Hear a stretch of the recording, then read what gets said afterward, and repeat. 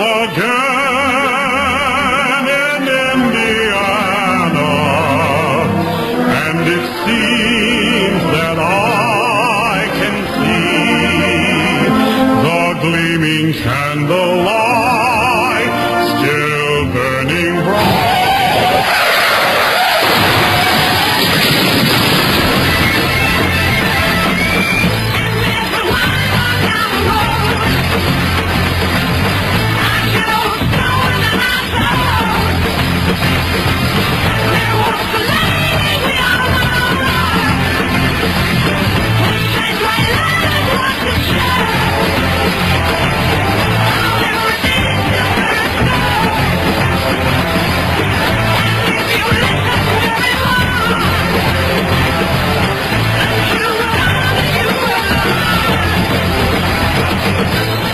Hello, everybody. Welcome back to the Edge Radio broadcast. I'm your host, Daniel Lott. Is there a lady who shines white light and wants to show you something other than the truth? You stay tuned. You just tapped into the hottest radio station in the nighttime world. This is the Edge Radio broadcast. Buying the stairway to heaven. And we're going to find out as if indeed she is buying a stairway to heaven. My friends, by the time you get done with this show, you're going to find out there's a lady who is buying you or may have bought in you a stairway to the depths of hell. For this evening, tonight's special guest we're going to be bringing online here shortly, Stephen Schroeder.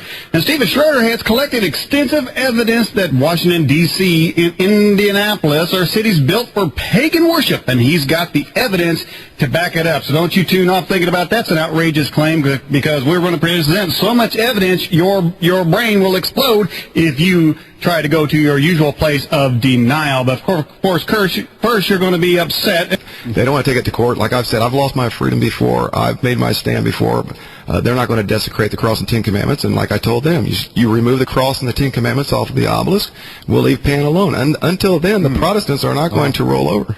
Well, Stephen Schroeder, that's phenomenal, because you have gone well beyond the realm of what most Christians would do. Most of them would do exactly like you said earlier, write a letter to the editor. They would go to their church and pray. They would have a bean supper to raise some money, maybe for some flyers. I mean, that's about it when it comes to Christianity striking against the heart of the beast. Is it because they really don't believe the gospel, where it says that the disciples went out, and as they were being thrown in jail and as they were being stoned, that they were followed by signs and wonders? And today's church, as far as I can tell, the only signs and wonders they've got is the wonders made up by Benny Hinn and his ilk.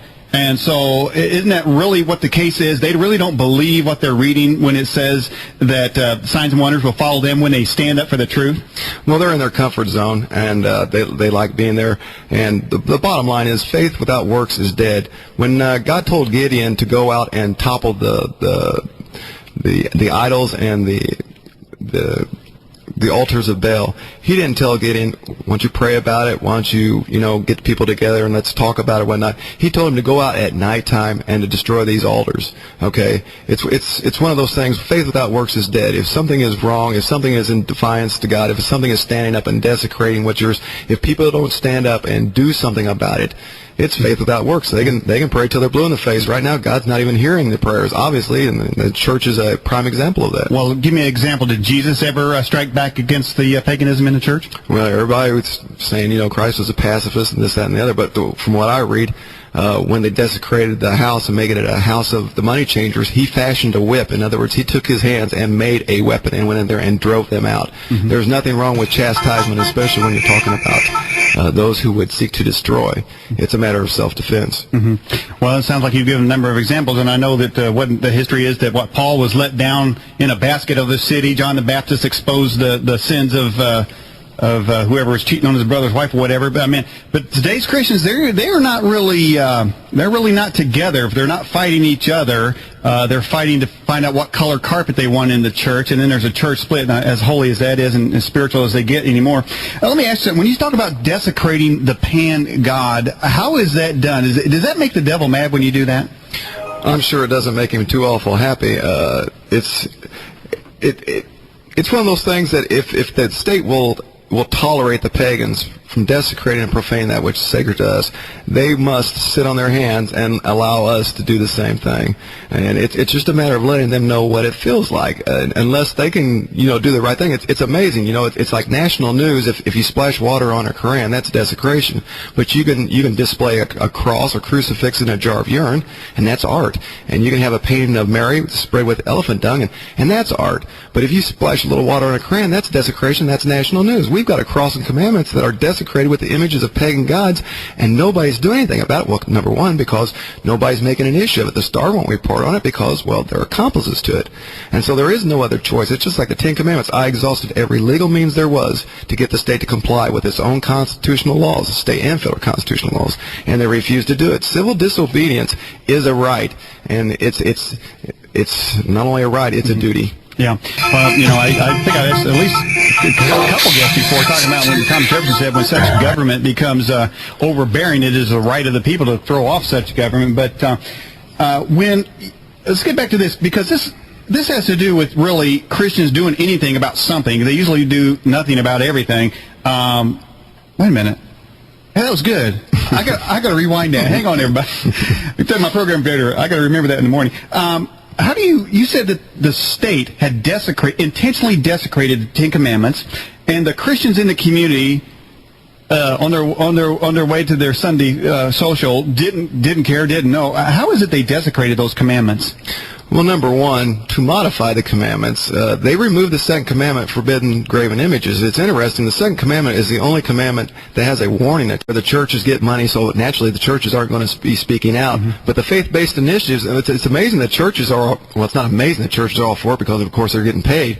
But it's just amazing that Christian people have no problem with a government that's officially declaring through the faith-based initiatives that all religions are equal, all gods and goddesses are created equal, and that citizens will pay and support and finance these religious ministries against their consent, which is against constitutional law, state constitutional law, especially here in Indiana, that all religions are equal. And basically, the faith-based initiatives, summed up in a nutshell, is we shall have other gods, and that's a violation of the commandment. It's amazing how George Bush and the secret societies and Skull and Bones has convinced the church to disobey the voice of God and obey the voice of Washington. Yeah, now let's think one of the related questions we got was how if the deception, because I think there's something in the Bible about the end time deception, but if it were possible the very elect would be deceived, well, how does a person know if they're not of this other bloodline?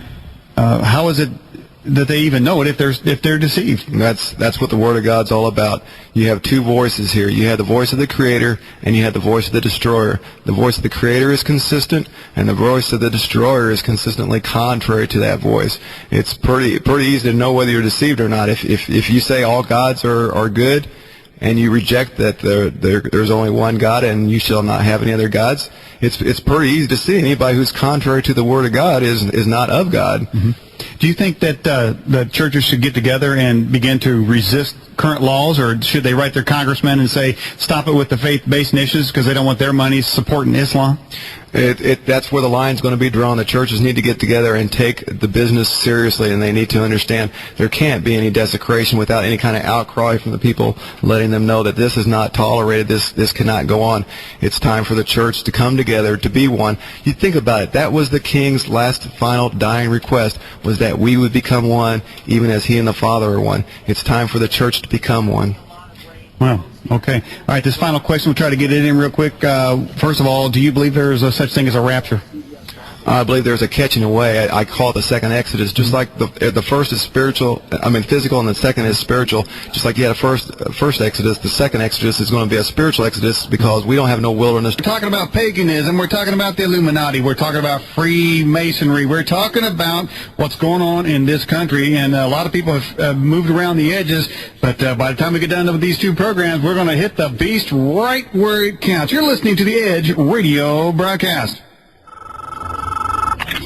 I know you're out there. I can feel you now. I know that you're afraid. You're afraid of us. You're afraid of change. I don't know the future. I didn't come here to tell you how this is going to end. I came here to tell you how how it's going to begin. I'm going to hang up this phone, and then I'm going to show these people what you don't want them